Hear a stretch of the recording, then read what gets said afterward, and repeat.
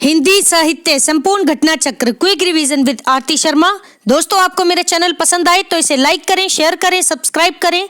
साथ ही साथ मेरे वीडियोस के अगले नोटिफिकेशंस को पाने के लिए बेल आइकन को प्रेस करें। दोस्तों, हम कर रहे हैं हिंदी नेट जेआरएफ परीक्षा चयनित विषय आधारित प्रश्न जून 2009 से जुलाई 2018 तक के प्रश्न पत्र। ठीक है दोस्तों, आज हम करेंगे दिसंबर 2010 का द्वितीय प्रश्न पत्र। ठीक है, तो चलिए देखते हैं।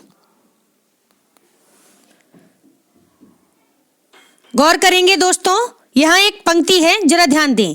अब लो नसानी अब ना नसे हूं, अब लो नसानी अब ना नसे हूं। ये उक्ति किसकी है? तो ध्यान रहे, तुलसीदास जी की उक्ति है। किसकी?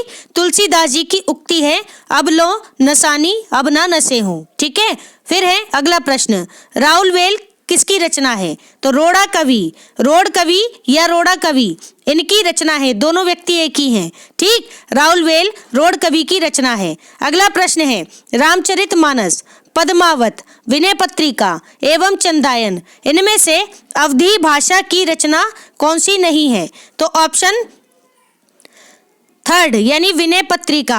विनय पत्रिका अवधी भाषा की रचना नहीं है। ठीक है, ब्रज भाषा की है विनय पत्रिका, ध्यान रखें। बाकी रामचरितमानस, पद्मावत और चंदायन, ये तीनों की तीनों अवधी भाषा की रचनाएं हैं, जबकि विनय पत्रिका ब्रज भाषा की रचना है। ठीक है, ध्यान रखेंगे। अगला प्रश्न है उद्धव शतक। उद्धव शतक किसकी कृति है? तो ध्यान रहे, जगन्नाथ दास रत्नाकर जी की, जगन्नाथ दास रत्नाकर जी की कृति है उद्धव शतक। ठीक है, अगला प्रश्न है रामचंद्रिका, कवि प्रिया, ललित ललाम एवं रसिक प्रिया, इनमें से केशव दास की रचना कौन सी नहीं है? तो दोस्तों, ललित ललाम केशव दास की रचना नहीं है। ठीक है, किसकी है फिर ललित ललाम? तो ध्यान रहे, मतीराम की। ठीक है, तो ध्यान दें, रामचंद्रिका, कवि प्रिया और रसिक प्रिया, ये तीनों रचनाएं केशवदास जी की हैं, जबकि ललित ललाम किसकी है? मतीराम की रचना है। ठीक, अगला प्रश्न है, ध्यान दें, निराला कृत राम की शक्ति पूजा की रचना का आधार ग्रंथ कौन सा है? ठीक है, अच्छा प्रश्न है, ध्यान दें। कृतिवास रामायण, कृतिवास रामायण निरालक की रचना राम की शक्ति पूजा की निराला कृत राम की शक्ति पूजा की रचना का आधार ग्रंथ है। ठीक है, नाम याद रखें, कृतिवास रामायण। तो दोस्तों, अभी हमने पढ़ा निराला कृत राम की शक्ति पूजा की रचना का आधार ग्रंथ है कृतिवास रामायण। ठीक है, कृतिवास रामायण याद रखें। ठीक, फिर है अगला प्रश्न, आत्मजयी किसकी रचना है? तो कुंवर नारायण जी की रचना है आत्मजयी, बहुत ही इंपॉर्टेंट है, बहुत बार पूछी गई है। ठीक, फिर है अगला प्रश्न, नई कहानी आंदोलन, नई कहानी आंदोलन के प्रारंभकर्ताओं में से कौन नहीं है? तो ज्ञान रंजन नहीं है। किस में से? तो नई कहानी आंदोलन के प्रारंभकर्ताओं में से। ठीक है, ज्ञान रंजन नहीं है। ठीक, नाम याद रखें, ज्ञान रंजन। अगला प्रश्न है, मैं बोरिशाइल्ला किसकी रचना है? तो महुआ माझी की रचना है मैं बोरिशाइल्ला। ठीक है, मैं बोरिशाइल्ला, कुछ हटके नाम देखने को मिला है तो याद रखेंगे, अच्छा प्रश्न है। ठीक, महुआ माझी, नाम याद रखें। अगला प्रश्न है, मेरी आत्मकहानी, मेरी असफलताएं, मेरी जीवन यात्रा तथा माटी की मूर्तें, इन रचनाओं में से आत्मकथा नहीं है। तो माटी की मूर्तें आत्मकथा नहीं है। ये क्या है? रेखा चित्र है। किसका? रामवृक्ष बेनीपुरी जी का। ठीक है, माटी की मूर्तें याद रखें। ठीक, इनके अलावा मेरी आत्मकहानी, मेरी असफलताएं, मेरी जीवन यात्रा। ठीक है, तो ध्यान रखें, मेरी आत्मकहानी श्याम सुंदर सेन, ठीक है, सेन या दास, श्याम सुंदर जी की है, ध्यान रखें। मेरी असफलताएं, फिर मेरी जीवन यात्रा राहुल सांकृत्यायन। तो ये तीन क्या है, ये तीनों की तीनों आत्मकथाएं हैं, जबकि माटी की मूर्तें रेखा चित्र है राम वृक्ष बेनीपुरी जी का। ठीक है, अगला प्रश्न है, गौर करें, मेरे राम का मुकुट भीग रहा है। दोस्तों मोस्ट इंपॉर्टेंट प्रश्न है, ध्यान रखेंगे, ये जरूर मिलेगा आपको नेट के एग्जाम में। ठीक, मेरे राम का मुकुट भीग रहा है, यह निबंध किसका है? तो याद रखें विद्यानिवास मिश्र जी का निबंध है। ठीक है, याद रखें किसका? विद्यानिवास मिश्र जी का। एक बात बता दूं आपको, विद्यानिवास मिश्र जी के जितने भी निबंध हैं आप उन्हें अच्छे से कर लें। एक ऑप्शन इनके निबंधों का होता है, ठीक है, इनकी रचनाओं से होता है, इसलिए विद्यानिवास मिश्र जी के सभी निबंधों को अच्छे से पढ़ लें दोस्तों। ये अपने अनुभव पर बात कर रही हूं मैं। ठीक है, तो ध्यान रखना जरा, मेरे राम का मुकुट भीग रहा है निबंध है किसका? विद्यानिवास मिश्र जी का। अगला प्रश्न है, गौर करेंगे दोस्तों, शिवदान सिंह चौहान, नंद दुलारे वाजपेयी जी, रामविलास शर्मा तथा नामवर सिंह, इनमें से मार्क्सवादी सम आलोचक कौन नहीं है? तो नंद दुलारे वाजपेयी, नंद दुलारे वाजपेयी मार्क्सवादी सम आलोचक नहीं है। किनमें से? शिवदान सिंह चौहान, नंद दुलारे वाजपेयी, रामविलास शर्मा, नामवर सिंह। ठीक है, इस प्रश्न में से। तो ध्यान रखें, अब कौन कौन है ये सुनते हैं। तो शिवदान सिंह चौहान, रामविलास शर्मा और नामवर सिंह। एक बार फिर से सुने, इंपॉर्टेंट प्रश्न है, शिवदान सिंह चौहान, रामविलास शर्मा, नामवर सिंह, ये सभी मार्क्सवादी सम आलोचक हैं, जबकि नंद दुलारे वाजपेयी मार्क्सवादी सम आलोचक नहीं है। ठीक, अगला प्रश्न है, सुरेंद्र वर्मा कृत नाटक कौन सा नहीं है? तो बादशाह गुलाम बेगम, बादशाह गुलाम बेगम यह सुरेंद्र वर्मा कृत नाटक नहीं है। ठीक है, अगला प्रश्न है, अरे यायावर रहेगा याद, अरे यायावर रहेगा याद, यह यात्रावृत्त किसका है? तो अज्ञे का है। ठीक है, अज्ञे का है, अरे यायावर रहेगा याद। ध्यान रखें, अज्ञे को अज्ञे की उपाधि किसने दी थी? तो ध्यान रहे, जैनेन्द्र ने। ठीक, पूरा नाम है सच्चिदानंद हीरानंद वात्स्यायन अज्ञे। ठीक, याद रखें। अगला प्रश्न है, साकेत, कामायनी, महाप्रस्थान, प्रिय प्रवास, इनमें से महाकाव्य नहीं है। ठीक है, इनमें से महाकाव्य नहीं है, तो महाप्रस्थान, महाप्रस्थान महाकाव्य नहीं है, जबकि साकेत मैथिली शरण गुप्त, कामायनी जयशंकर प्रसाद, प्रिय प्रवास हरिओत जी का, ये सभी क्या है? ये सभी महाकाव्य हैं, जबकि महाप्रस्थान महाकाव्य नहीं है। ठीक, अगला प्रश्न है, काव्य शोभकरान धर्मान अलंकारान प्रचक्षते। ठीक है, यह उक्ति किसकी है? तो आचार्य दंडी की, आचार्य दंडी की उक्ति है, काव्य शोभा करान धर्मान अलंकारान प्रचक्षते। ठीक, आचार्य दंडी की उक्ति है, याद रखेंगे। ठीक, अगला प्रश्न है, संतो भाई आई ज्ञान की आंधी रे, संतो भाई मीन्स संतो भाई, यानी कि जितने भी संत हैं उनको कह रहे हैं कि संतो भाई आई ज्ञान की आंधी रे। तो इस पंक्ति में कौन सा अलंकार है? तो रूपक अलंकार है। ठीक है, रूपक अलंकार है। ठीक, कैसे पता चला? ज्ञान की आंधी से पता चला। ठीक, तो ध्यान रखेंगे, संतो भाई आई ज्ञान की आंधी रे, इसमें रूपक अलंकार है। ठीक है, अगला प्रश्न है, ब्रज भाषा किसका विकसित रूप है? किससे विकसित है? तो ध्यान रखें, शौरसेनी से, शौरसेनी से विकसित है। ठीक है, ब्रज भाषा याद रखेंगे, और शौरसेनी में भी कौन सी? पश्चिमी अपभ्रंश से। ठीक है, याद रखेंगे, पश्चिमी अपभ्रंश से। ठीक, और याद रखें, पश्चिमी अपभ्रंश के अंतर्गत 5 बोलियां आती हैं। ठीक है, जिनमें से एक है ब्रज भाषा, एक है खड़ी बोली, ठीक है, एक है कौरवी, ठीक, एक है हरियाणी, ठीक, जिसे हम बांगरू के नाम से जानते हैं। ठीक है, और खड़ी बोली को ही कौरवी भी कहते हैं। ठीक, तो 2 नाम मैं भूल रही हूं अभी, तो याद रखें दोस्तों।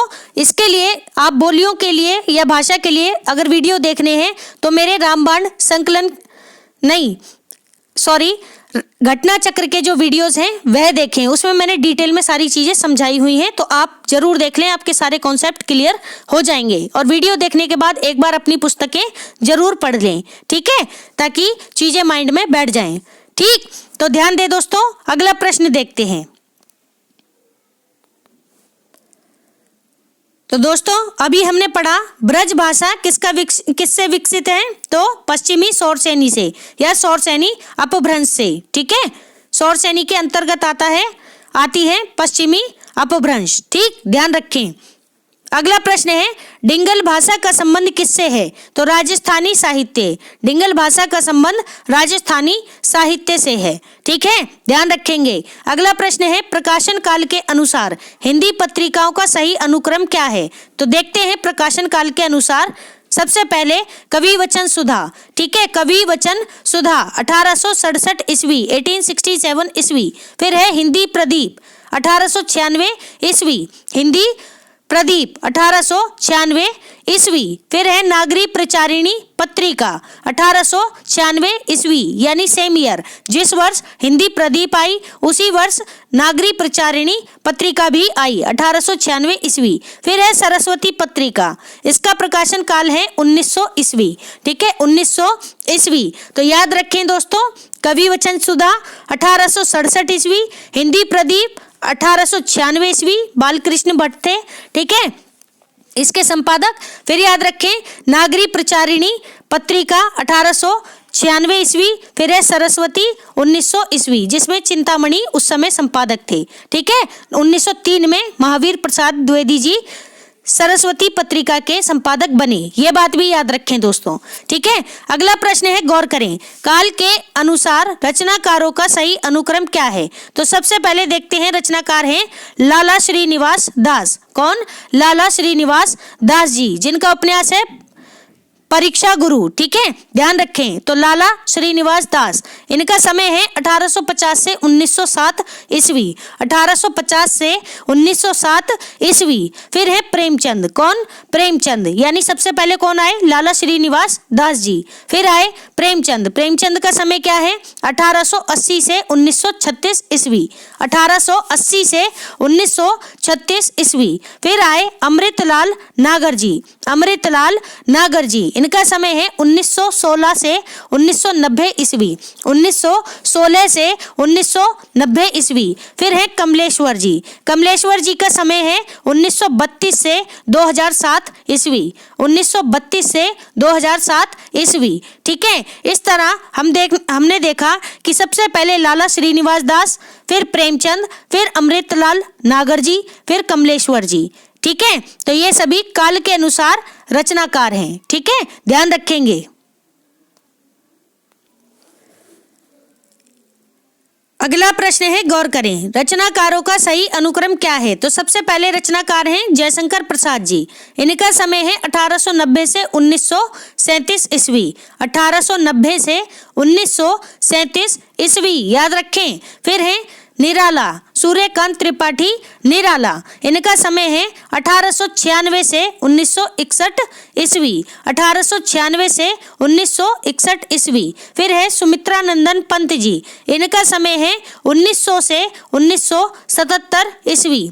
1900 से 1977 ईस्वी। फिर है महादेवी वर्मा। महादेवी वर्मा, इनका समय है 1907 से 1987 ईस्वी। 1907 से 1987 ईस्वी। तो ये 4 रचनाकार हैं जो कि छायावादी स्तंभ के नाम से भी जानते हैं। ठीक, सबसे पहले जयशंकर प्रसाद 1890, इनका जन्म याद रखें। ठीक है, आप जन्म को ही याद रख लेंगे तो भी काफी है। ठीक है, फिर है निराला 1896, इनका जन्म। फिर है सुमित्रा नंदन पंत 1900 में। फिर है महादेवी वर्मा 1907 में। ठीक है, ये चारों की चारों बहुत ही इंपॉर्टेंट हैं, इन सभी की रचनाएं याद कर लें दोस्तों। ठीक है, प्रश्न जरूर बनता है, कालक्रम में भी इनकी रचनाएं पूछी जाती हैं। ठीक, अब देखते हैं, ध्यान दें। अगला प्रश्न है युग की दृष्टि से रचनाकारों का सही अनुक्रम क्या है, तो युग की दृष्टि से सबसे पहले चंद्र बरदाई। ठीक है, चंद्र बरदाई। ठीक है, पृथ्वी राज रासो इन्होंने ही लिखा है। ठीक, पूरा इनके बेटे ने किया। ठीक, तो ध्यान रखेंगे, चंद्र बरदाई 1100 1149 से 1192 ईस्वी। इनका समय क्या है? 1149 से 1192 ईस्वी। फिर है मीराबाई, ठीक है, चंद्रवरदाई आदिकाल के हैं, जबकि मीराबाई भक्ति काल की हैं, ठीक है, ध्यान रखेंगे। 1498 से 1557 ईस्वी, 1498 से 1557 ईस्वी, ठीक। फिर है सेनापति, ठीक, सेनापति, तो ध्यान दें रीति काल के हैं ये, 17वीं शताब्दी। सेनापति का क्या समय है? 17वीं शताब्दी। फिर है आधुनिक काल के हरिऔध, ठीक है, अयोध्या सिंह उपाध्याय हरिऔध, इनका समय है 1865 ईस्वी से 1947 ईस्वी, 1865 ईस्वी से 1947 ईस्वी। तो दोस्तों युग की दृष्टि से देखो क्या जबरदस्त प्रश्न बनाए, ठीक है, युग की दृष्टि से पूछ लिया गया है, तो कहीं से भी कैसा भी प्रश्न आपके सामने बन सकता है। आप अपने कॉन्सेप्ट क्लियर करके चलें, ठीक है, इतनी पढ़ाई कर लें कि प्रश्न पत्र आपके सामने आए तो आपको सिर्फ वह एक खेल लगने लगे, ठीक है। तो ध्यान दे दोस्तों, सबसे पहले चंद्रवरदाई, फिर मीराबाई, फिर सेनापति, फिर हरिऔध, ठीक है, याद रखेंगे। अगला प्रश्न है, गौर करेंगे दोस्तों, ध्यान देना जरा, नाटकों का सही अनुक्रम बताना है। तो सबसे पहले नाटकों में देखते हैं, भारतेंदु हरिश्चंद्र जी का नाटक है अंधेर नगरी। अंधेर नगरी कब आया? 1881 ईस्वी। अंधेर नगरी 1881 ईस्वी, ठीक। फिर है चंद्रगुप्त नाटक। चंद्रगुप्त नाटक कब आया? 1931 ईस्वी। 1931 ईस्वी, जयशंकर प्रसाद इसके लेखक हैं, ठीक। फिर है आषाढ़ का एक दिन, मोहन राकेश जी का नाटक है आषाढ़ का एक दिन, ठीक है, 1958 ईस्वी में। कब आया? 1958 ईस्वी में। फिर है सुरेंद्र वर्मा जी का नाटक आठवां सर्ग। कौन सा? आठवां सर्ग कब आया? 1976 ईस्वी में। 1976 ईस्वी में, ठीक। तो ध्यान दें, सबसे पहले अंधेर नगरी 1881 ईस्वी, फिर चंद्रगुप्त 1931 ईस्वी, फिर है आषाढ़ का एक दिन 1958 ईस्वी, फिर है आठवां सर्ग 1976 ईस्वी, ठीक है। ये नाटकों का सही अनुक्रम है। अगला प्रश्न देखें, गौर करना जरा, उपन्यासों का काल क्रमानुसार सही अनुक्रम क्या है? तो देखते हैं, सबसे पहले उपन्यास है गोदान। कौन सा? गोदान प्रेमचंद का उपन्यास है, 1936 ईस्वी इसका समय है। गोदान उपन्यास 1936 ईस्वी, ठीक है, प्रेमचंद इसके उपन्यासकार हैं, ठीक। फिर है टेढ़े मेढ़े रास्ते, ठीक है, टेढ़े मेढ़े रास्ते, ठीक, याद रखेंगे, टेढ़े मेढ़े रास्ते, भगवती चरण वर्मा 1948 ईस्वी। 1948 ईस्वी। फिर है मैला आंचल, फणीश्वर नाथ रेणु जी का उपन्यास है, आंचलिक उपन्यास है, मैला आंचल, इसका समय है 1954 ईस्वी। 1954 ईस्वी, ठीक है, याद रखेंगे। फिर है श्रीलाल शुक्ल जी का उपन्यास राग दरबारी। कौन सा? राग दरबारी। कब आया? 1968 ईस्वी में। 1968 ईस्वी में, ठीक है। तो दोस्तों सबसे पहले उपन्यास है गोदान, जिसका समय 1936 ईस्वी। फिर टेढ़े मेढ़े रास्ते 1948 ईस्वी। फिर है मैला आंचल 1954 ईस्वी। फिर है राग दरबारी 1968 ईस्वी, ठीक है। तो ये सभी उपन्यास काल क्रमानुसार हैं, ध्यान रखेंगे। अगला प्रश्न है कहानियों का, किसका? कहानियों का काल क्रमानुसार सही अनुक्रम क्या है? ठीक है, कहानियों का काल क्रमानुसार सही अनुक्रम क्या है? तो सबसे पहले चंद्रधर शर्मा गुलेरी जी की कहानी है उसने कहा था। उसने कहा था कब आई? 1915 में। उसने कहा था 1915 ईस्वी। फिर है प्रेमचंद की कहानी कफन, ठीक है, कफन, ये इनकी अंतिम कहानी भी है, ठीक, कफन 1936 ईस्वी में। कब? 1936 ईस्वी। फिर है दोस्तों वापसी। कौन सी कहानी? वापसी, ठीक है, ये कब आई? 1960 ईस्वी में आई हुई कहानी है वापसी, ठीक। फिर है तिरिच। तिरिच कहानी कब आई? 1986 ईस्वी में। 1986 ईस्वी में, ठीक, याद रखेंगे। एक बार फिर से सुने, सबसे पहले उसने कहा था कब आई? 1915 में। फिर आई कफन कहानी 1936 ईस्वी में। फिर आई कहानी वापसी 1960 ईस्वी में। फिर है कहानी तिरिच 1986 ईस्वी में, ठीक है। अगला प्रश्न देखते हैं। अगला प्रश्न है, ध्यान दें, साहित्य इतिहासकारों का सही अनुक्रम क्या है?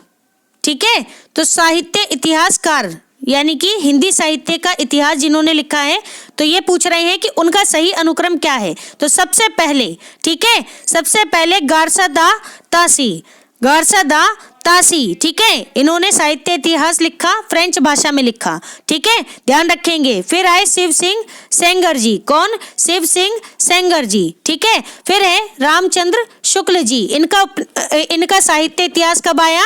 तो इनका आया कब? 1929 में, ठीक है, और 1883 में आया, जहां तक है शिव सिंह सेंगर जी का इतिहास। फिर आए हजारी प्रसाद द्विवेदी जी, ठीक है, हजारी प्रसाद द्विवेदी जी। तो एक बार फिर से सुने, सबसे पहले गारसा दा तासी, फिर शिव सिंह सेंगर, फिर रामचंद्र शुक्ल जी, फिर हजारी प्रसाद द्विवेदी जी, ठीक है। तो ये सभी कौन है? साहित्य इतिहासकार हैं, काल क्रमानुसार हैं, ठीक है। अब ये ध्यान दे दोस्तों, ये लगातार नहीं है, ये बीच में से पूछे गए हैं। इनके पहले भी कोई ना कोई, जैसे रामचंद्र शुक्ल जी से पहले मिश्र बंधु जी आए थे, ठीक है। तो इस तरह ये बीच में से उठाए गए रचना साहित्य इतिहासकार हैं, इस बात का भी ध्यान रखें दोस्तों, ठीक। इसलिए जब भी आप पढ़ें, आप चाहे तो मेरे वन लाइनर क्वेश्चंस वाले वीडियोस देख सकते हैं, शुरुआती वीडियोस, यानी जब मैंने वीडियो बनाना शुरू किया था तब के वीडियो हैं वो। थोड़े से उसमें मतलब आपको आवाज़ वगैरह की थोड़ी सी प्रॉब्लम आ सकती है, ठीक है, कंटेंट कहीं कहीं छूटा हुआ हो सकता है। अदरवाइज एक बार भी आप उस वीडियो को देख लेंगे तो आपको सारी जितने भी इतिहास हैं और इतिहासकार हैं, ठीक है, तो वो आपको क्रम में मिल जाएंगे, ठीक है। और उसके बाद, उसको देखने के बाद एक बार अपनी किताबें जरूर देख लेना अगर आपके पास समय हो तो, ठीक है दोस्तों। जितने भी वीडियो बनाए गए हैं, याद रखना सभी एग्जाम पॉइंट ऑफ व्यू से ही बनाए गए हैं, ठीक है। ये मैं 100% गारंटी के साथ कह रही हूँ, जिस भी स्टूडेंट ने अगर स्टार्टिंग से सारे सीक्वेंस वाइज वीडियोस देख लिए, ठीक है, जितने भी इसमें वीडियो हैं, उसका सिलेक्शन 101% है, ठीक है। बस शर्त यह है कि आप कितने मन से पढ़ रहे हैं, ठीक है। ये ना हो कि एक वीडियो, ठीक है, शुरुआती वीडियोस खराब है, कोई बात नहीं, जो मिल रहा है दोस्तों वह भी बहुत बड़ी बात है, क्योंकि जब हम पढ़ा करते थे तो ये सारी चीज़ें बिल्कुल भी नहीं थी, तो सोचो क्या समय रहा होगा, ठीक है ना। तो आज तो आपके सामने सारी चीज़ें हैं, अवेलेबल हैं, ठीक है, कराने वाले लोग हैं तैयारी, ठीक।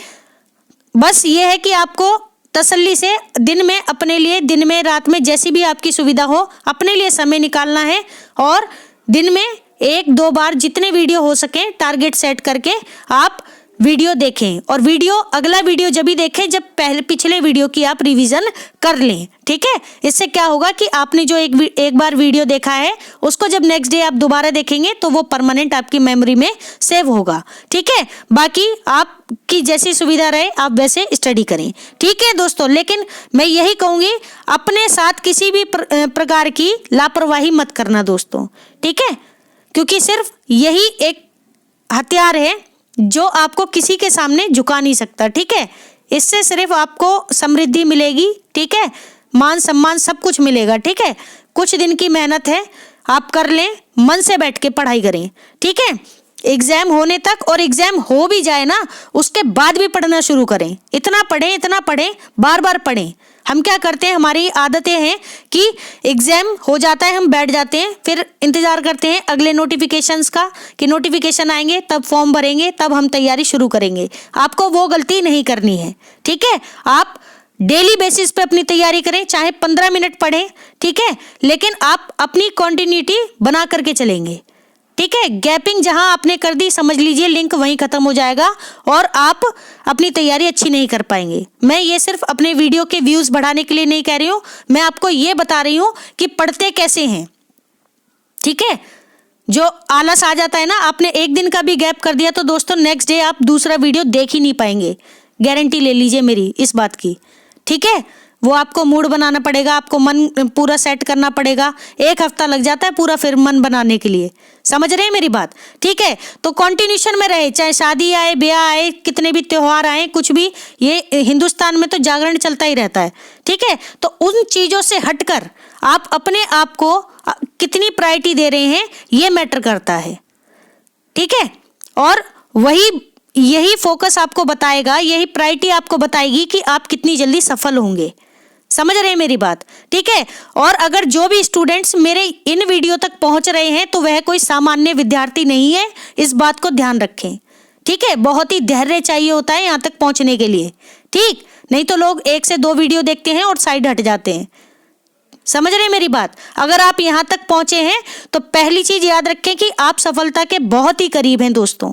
ठीक है, और ये बात जरूर याद रखना कि आप कोई सामान्य विद्यार्थी नहीं है। आप सामान्य होते तो यहाँ कभी नहीं पहुंचते। ठीक है, यहाँ तक पहुंचे हैं, इन वीडियोस को देख रहे हैं तो इट मीन्स अ लॉट। समझ गए? तो अपनी वैल्यू समझो, थोड़े से प्रयास की जरूरत है। ठीक है, फोकस होकर अपनी स्टडी करो। समझे मेरी बात? ठीक, तो चलिए देखते हैं अगला प्रश्न। गौर करेंगे दोस्तों। सबसे पहले एक बार पिछले प्रश्न पर बात कर लेते हैं। वीडियो थोड़ा लंबा हो सकता है। ठीक, तो ध्यान रखें, गौर करना जरा। साहित्य इतिहासकारों का सही अनुक्रम है गारसादास तासी, शिव सिंह सेंगर, रामचंद्र शुक्ल, हजारी प्रसाद द्विवेदी जी। ठीक है, याद रखेंगे। अगला प्रश्न है, सही सुमेलित है यहाँ पर, तो देखते हैं। यहाँ कुछ पत्रिकाएं हैं, उनका सही सुमेलन है। देखते हैं इनके संपादक, जरा गौर करेंगे दोस्तों। आलोचना पत्रिका के संपादक कौन है? अरुण कमल जी। कौन? अरुण कमल। फिर है तद्भव पत्रिका, जिसके संपादक हैं अखिलेश जी। कौन? अखिलेश जी। फिर है हंस पत्रिका, जिसके संपादक हैं राजेंद्र यादव। अगर शुरुआती संपादक पूछे जाएं तो प्रेमचंद, बाद के पूछे जाएं तो राजेंद्र यादव। ठीक, फिर है वाक पत्रिका या समाचार पत्र, जिसके संपादक हैं कौन? सुधीश पचौरी। तो ध्यान रहे, आलोचना पत्रिका जिसके संपादक अरुण कमल जी, तद्भव पत्रिका जिसके संपादक अखिलेश जी, फिर है हंस पत्रिका जिसके संपादक सबसे पहले प्रेमचंद, फिर राजेंद्र यादव, ऐसे याद रखें। फिर है वाक पत्रिका, सुधीश पचौरी। ठीक है, याद रखेंगे दोस्तों। अगला प्रश्न है, जरा गौर करें। सही सुमेलन है, यहाँ भी कुछ रचनाएं हैं और रचनाकार हैं, जरा ध्यान दें। सबसे पहले रचना कितने पाकिस्तान किसकी रचना है? कमलेश्वर जी की। फिर है उपन्यास, यहाँ पर उपन्यास है दोस्तों, ध्यान देंगे। कितने पाकिस्तान है? कमलेश्वर जी का उपन्यास। फिर है उपन्यास तमस, किसका है? भीष्म साहनी जी का उपन्यास है तमस। फिर है उपन्यास मृगनयनी, किसका है? वृंदावन लाल वर्मा जी का ऐतिहासिक उपन्यास है मृगनयनी। फिर है उपन्यास नीला चांद, ठीक है, किसका है? शिव प्रसाद सिंह जी का उपन्यास है नीला चांद। ठीक, एक बार फिर से सुने।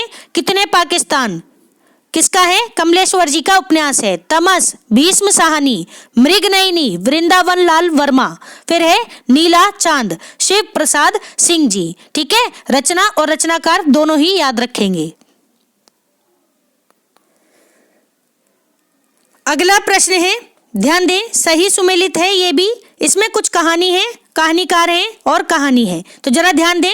सबसे पहले कहानीकार उषा प्रियमवदा, जिनकी कहानी है वापसी। तो वापसी किसकी कहानी है?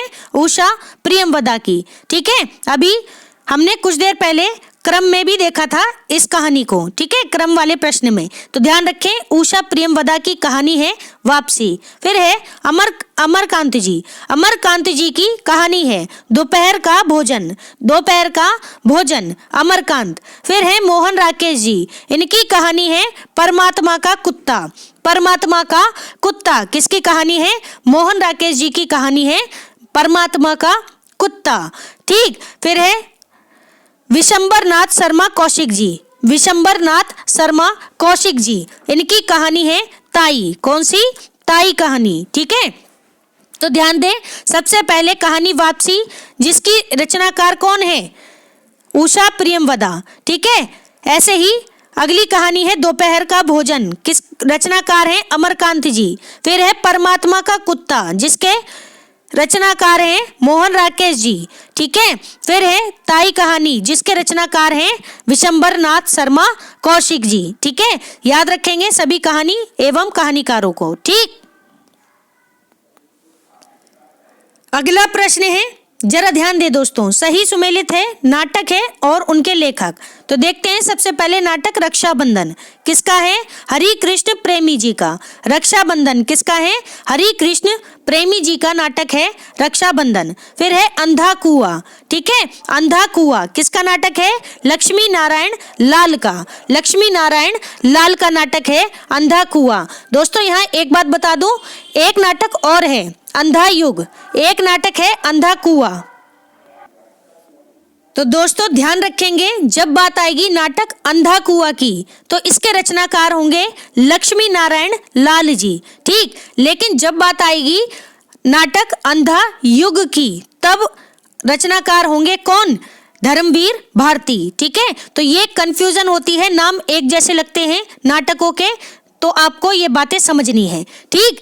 देखते हैं अगला नाटक बकरी। बकरी नाटक किसका है? तो सर्वेश्वर दयाल सक्सेना जी का। सर्वेश्वर दयाल सक्सेना जी का नाटक है बकरी। फिर है नाटक कोर्ट मार्शल। कोर्ट मार्शल जिसके पात्र हैं रामचंद्र, ठीक है। तो ध्यान दे, कोर्ट मार्शल किसका नाटक है? स्वदेश दीपक जी का। स्वदेश दीपक जी का नाटक है कोर्ट मार्शल, ठीक। एक बार फिर से सुने दोस्तों सभी नाटकों को। रक्षाबंधन नाटक किसका है? हरि कृष्ण प्रेमी जी का। फिर है नाटक अंधा कुआं लक्ष्मी नारायण लाल जी का। फिर है नाटक बकरी सर्वेश्वर दयाल सक्सेना जी का। फिर है नाटक कोर्ट मार्शल स्वदेश दीपक जी का नाटक है, ठीक है। अगला प्रश्न है, गौर करें, सही सुमेलित हैं क्या? यहाँ कुछ पंक्ति है और कवि हैं, तो चलिए देखते हैं। सबसे पहले पंक्ति है, साईं के सब जीव हैं कीरी कुंजर दोए। साईं के सब जीव हैं कीरी कुंजर दोए, किसकी पंक्ति है? तो ध्यान रखें, कबीर जी की पंक्ति है, कबीर दास। क्या? साईं के सब जीव हैं कीरी कुंजर दोए, ठीक है। अगली पंक्ति है, ध्यान दें, देसिल बैना सब जन मिठा। देसिल बैना सब जन मिठा ते तैसन जपौ अवहट्टा, ठीक है। तो ये पूरी पंक्ति है, किसकी है? विद्यापति जी की। आदिकाल के कवि हैं, ठीक है, विद्यापति जिनकी पंक्ति है देसिल बैना सब जन मिठा, ठीक है, याद रखेंगे। तो यहाँ पंक्ति पढ़ी हमने, साईं के सब जीव हैं किरी कुंजर दोई, किसकी? कबीरदास जी की पंक्ति है। फिर है देसिल बैना सब जन मिठा, विद्यापति जी की पंक्ति है। अगली पंक्ति है, जरा ध्यान दें, भूषण बिनु न बिराजई कविता बनीता मित, ठीक है। भूषण बिनु न बिराजई कविता बनीता मित, ये किसकी है? तो ये केशवदास जी की पंक्ति है। रीतिकालीन कवि है केशवदास, ठीक है, जिनकी पंक्ति है भूषण बिनु न बिराजई कविता बनीता मित, ठीक है। बहुत ही फेमस पंक्ति है ये इनकी। ये पूरा की पूरा दोहा है, तो ये दोहे की दूसरी पंक्ति है, ठीक है।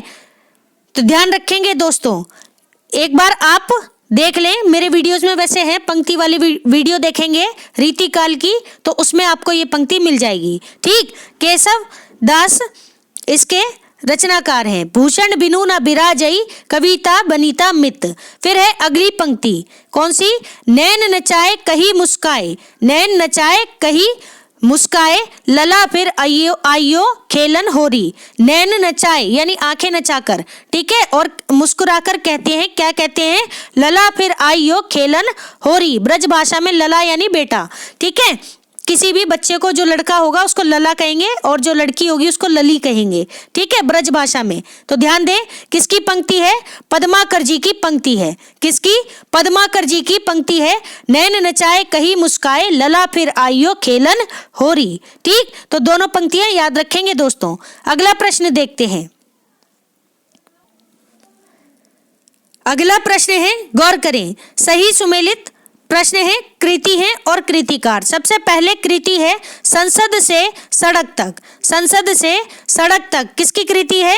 धूमिल की कृति है, संसद से सड़क तक। फिर है फूल नहीं रंग बोलते हैं। फूल नहीं रंग बोलते हैं, किसकी है ये? केदारनाथ अग्रवाल जी की कृति है। फूल नहीं रंग बोलते हैं, केदारनाथ अग्रवाल। फिर है युगधारा। युगधारा किसकी कृति है? तो दोस्तों नागा अर्जुन। नागा अर्जुन की कृति है युगधारा। फिर है साए में धूप, साय में धूप किसकी है ये? तो ध्यान रखें दुष्यंत कुमार की पंक्ति है, ठीक है, सॉरी दुष्यंत कुमार की कृति है साय में धूप। तो ध्यान रखें संसद से सड़क तक जिसके लेखक हैं धूमिल। फिर है फूल नहीं रंग बोलते हैं केदारनाथ अग्रवाल। फिर है युग धारा नागा अर्जुन। फिर है साय में धूप दुष्यंत कुमार, ठीक है, याद रखेंगे। अगला प्रश्न है सही सुमेलित है, ध्यान दे। उक्ति है कुछ और ग्रंथकार है, तो ध्यान दे। सबसे पहले उक्ति है क्या? सौंदर्यम अलंकारः। सौंदर्यम अलंकारः किसकी पंक्ति है? वामन की पंक्ति है, ठीक है, वामन, आचार्य वामन, ठीक है, सौंदर्यम अलंकारः। फिर है पंक्ति वाक्यम रसात्मक काव्यम। वाक्यम रसात्मक काव्यम किसकी पंक्ति है? तो आचार्य विश्वनाथ की पंक्ति है, वाक्यम रसात्मक काव्यम। विश्वनाथ का समय क्या है दोस्तों? 14वीं शताब्दी, ठीक है, ध्यान रखेंगे। फिर है अगली पंक्ति क्या है? वागार्थ विव संपृक्तौ वागार्थ प्रतिपत्ते। क्या है? वागार्थ विव, वागार्था विव संपृक्तौ वागार्थ प्रतिपत्त्यै, ठीक है, ये किसकी पंक्ति है? तो कालिदास जी की पंक्ति है, ठीक है, कालिदास, ठीक है, महाकवि कालिदास, ध्यान रखें। फिर है पंक्ति